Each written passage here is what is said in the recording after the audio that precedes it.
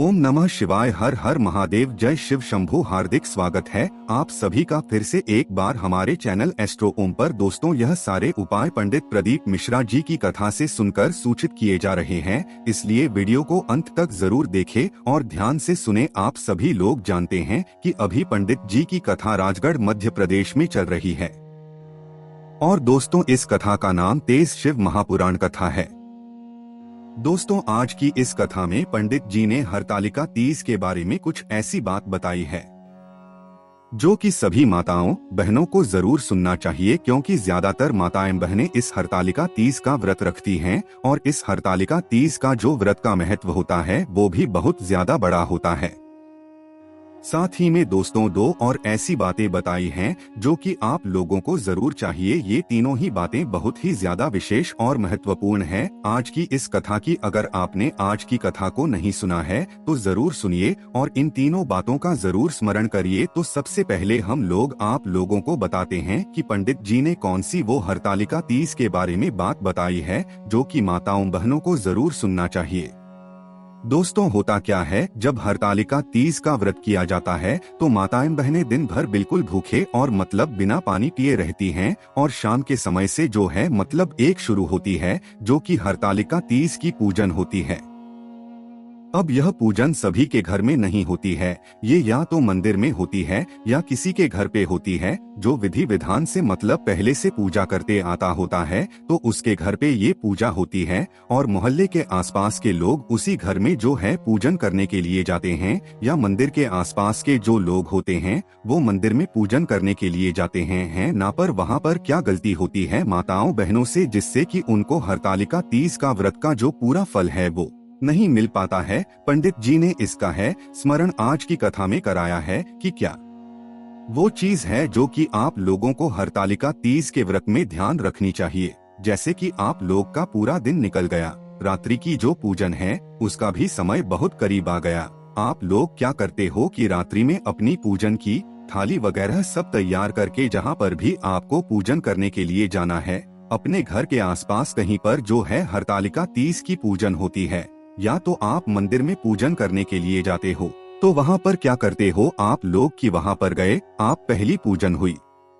पहली पूजन के बाद क्या होता है कि जो मतलब जिसके भी घर में आप लोग मतलब पूजन करने के लिए जाते हो, वहाँ पर वो उस घर का व्यक्ति क्या करता है कि वो चाय बनाता है।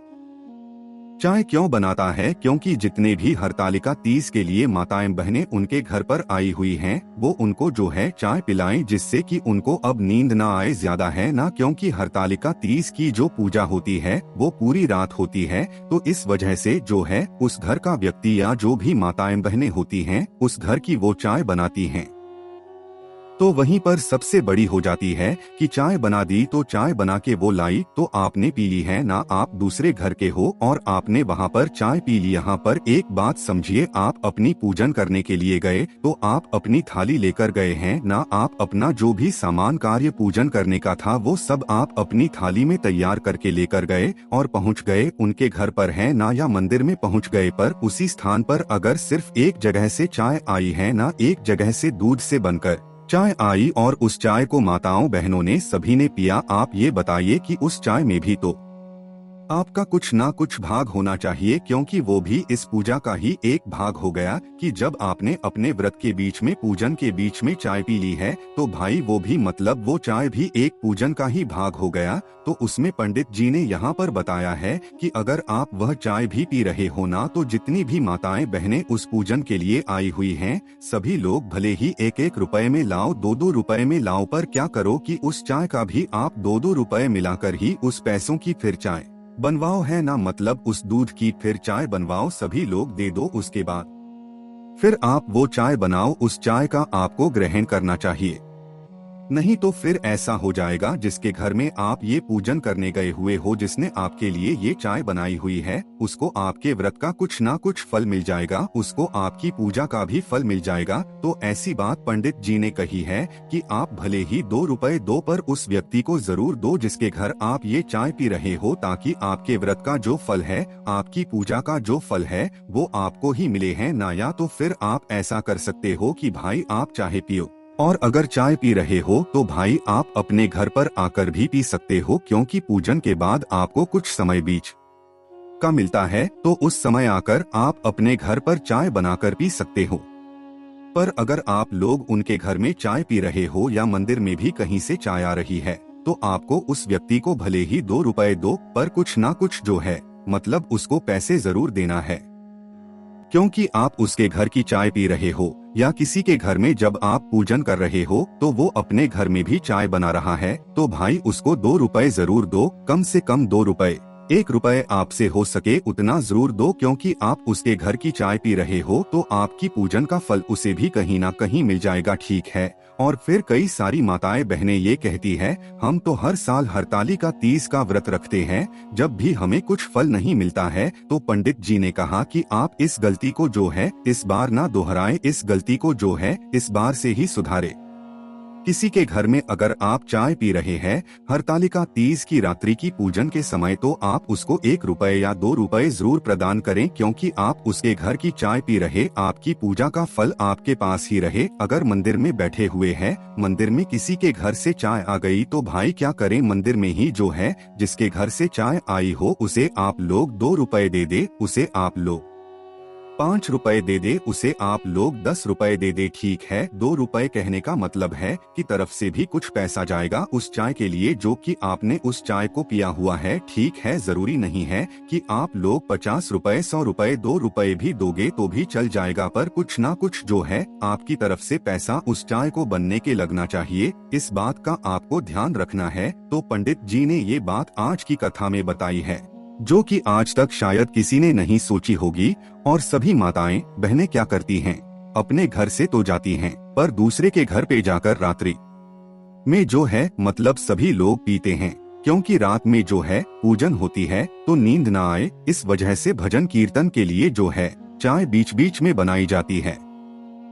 तो पंडित जी ने बोला कि जब वह चाय आप लोग पीने जाएं, तो 2-2 रुपए जो है सभी लोग इकट्ठा करके माताएं बहनें उस घर की जिसने भी वो चाय बनाई है उसको दे सकते हैं, जिससे कि आपकी पूजन का फल आपको भी मिले। तो यहाँ पर ये पहली बात थी, बहुत ही विशेष बात थी। उसके बाद में दोस्तों जो दूसरी बहुत ही मतलब अनोखी बात है, जो कि आप लोगों को करना ही चाहिए, जो हरतालिका तीज का व्रत होता है ना, इस दिन भले ही आप लोग व्रत रखो, माताएं बहनें हो कोई हो, आप लोग व्रत रखो चाहे मत रखो, पर इस दिन एक ऐसा काम है जो कि आपको विशेष रूप से करना ही करना चाहिए, कुछ हो जाए करना ही करना चाहिए। इससे भगवान शिव माता पार्वती की कृपा के ऊपर होती है। आपने देखा होगा जहाँ पर भी हरतालिका तीज की पूजन होती है, जैसे कि मंदिर हो गया या किस घर हो गया, तो वहाँ पर एक स्थान बनाया जाता है, जिस स्थान के ऊपर जहाँ पर शिवजी पराजित रहते हैं, फिर शिवजी के ऊपर एक फुलेरा लगाया जाता है, मतलब जो कि फूलों से बना हुआ होता है, तो एक फुलेरा लगाया जाता है। तो उस फुलेरा का मात्र दर्शन आपको करना है। व्रत रखे हो तो करना ही करना है। आप चाहोगे रात्रि में पूजन के लिए, पर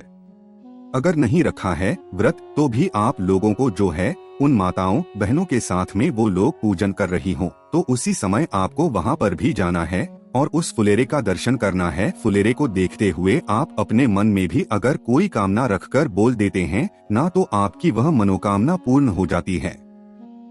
इतना महत्व होता है हरतालिका तीज के दिन जो फुलेरा लगाया जाता है पूजन वाले स्थान पर उसका है ना, तो आप लोगों को उस फुलेरे का दर्शन भी जरूर करना है। अगर आप व्रत नहीं करते हैं तो भी है ना, माताओं बहनों को इस बात का विशेष रूप से ध्यान रखना है, वो फुलेरा बहुत ही महत्वपूर्ण होता है। उसके बाद में दोस्तों पंडित जी ने जो आज की कथा में अगली बात बताई है वो ये है कि जो भी प्रसाद बांटने वाला है ना, वो नर्क जाता है अगर वो ये एक छोटी सी गलती कर देता है। जैसे कि कभी आपके घर कोई पूजन हो रही हो या किसी पूजनीय स्थान पर मंदिर में कोई पूजन हो रही हो और आखिरी में प्रसाद बांटने की बारी आई हो और आपके हाथ में प्रसाद का थाल आ गया हो, तो उस समय आपको क्या करना है, जब आप प्रसाद बांटो ना, आपके सामने चाहे कोई घर का आ जाए, चाहे कोई बाहर का आ जाए, चाहे कोई कितना ही करीबी आ जाए, चाहे कोई कितना ही दूर का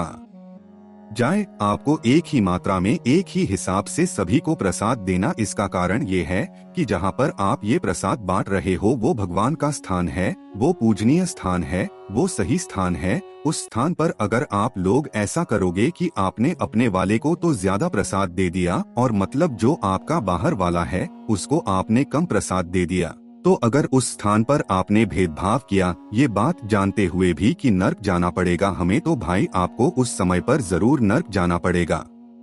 अभी तक आपको ये बात नहीं पता थी, कोई बात नहीं, पर जब भी ऐसे पूजनीय वाले स्थान पर आप लोग प्रसाद बांटने का मौका मिल जाए तो इस बात का ध्यान रखना कि जो प्रसाद आप बांट रहे हो वो सभी को बराबर मात्रा में बांटना, चाहे अपना हो, चाहे पराया हो, चाहे घर का हो, चाहे बाहर का हो, है ना, पर बराबर मात्रा में आपके हाथ से वो प्रसाद उसके पास जाना चाहिए। ठीक है, भले ही आप बाद में जब प्रसाद बच जाए उसके बाद आप अपने साथ में घर लेकर आ जाना, पर उस समय एक भाव से सभी को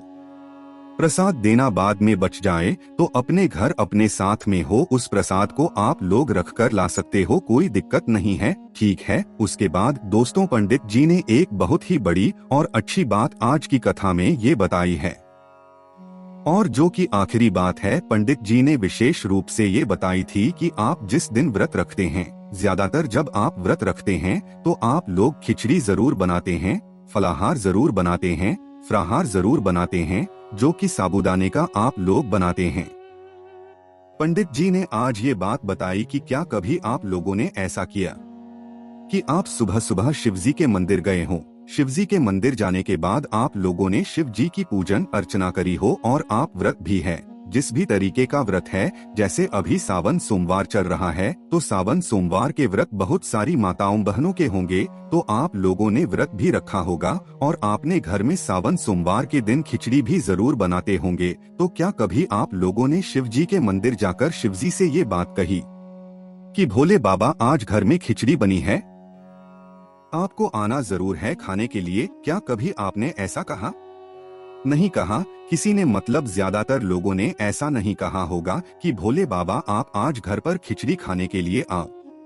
या फलहार करने के लिए आओ, तो आप लोगों को ऐसी आपने कभी जिदगी नहीं करी। तो दोस्तों पंडित जी ने ये निवेदन किया है कि आप भगवान शिव जी को सिर्फ दूसरा मत मानो, वो अपने ही घर के हैं, अपने ही हैं। जैसे आप अपने घर के सदस्यों को जो है मतलब ऐसे जिद कर करके बोलते हो कि आ जाओ, जल्दी आ जाओ, खाने के लिए आ जाओ, वैसे ही आप जब शिव जी के मंदिर जाओ ना, और कभी आपका व्रत पड़ जाए, जैसे कि सावन सोमवार के लिए व्रत पड़ रहा है, तो जब भी आपके व्रत आए ना, तो आपको इस बात का ध्यान रखना है कि जब आप भगवान शिव जी के मंदिर जाओ तो उनसे भी कहकर आओ कि आज घर खिचड़ी बनने वाली है, आज घर में फलाहार बनने वाला है, तो आपको खाने के लिए जरूर आना है। और फिर भगवान शिव जी के लिए आप अलग से निकाल कर भी रखो, ऐसा नहीं कि बोल दिया आप लोगों ने और आप मतलब उनके लिए अलग से निकाल कर ही नहीं रखा, उनके लिए अलग से निकाल कर रखो, भगवान शिव जी से बोल के आओ। पहली चीज तो ये है, जब सुबह जाओगे ना मंदिर तो उस समय बोल के आना कि भगवान शिव जी आज जो है मतलब व्रत है, तो आज घर में खिचड़ी बनेगी, आज फलाहार बनेगा, तो आपको जरूर आना है। ऐसी जिद करके आना है, ऐसा नहीं कि सिर्फ आप जैसे अपनों से आप जिद करते हो ना वैसे बोलकर आना। और जब आपके घर में खिचड़ी बने ना, फलाहार बने, तो अलग से निकाल कर भी रखना भगवान भोलेनाथ के लिए, ठीक है, और उनके लिए रख देना। फिर देखना आप चमत्कार की भगवान शिव जरूर आएंगी, क्योंकि भगवान शिव जी को मात्र आपका भाव चाहिए।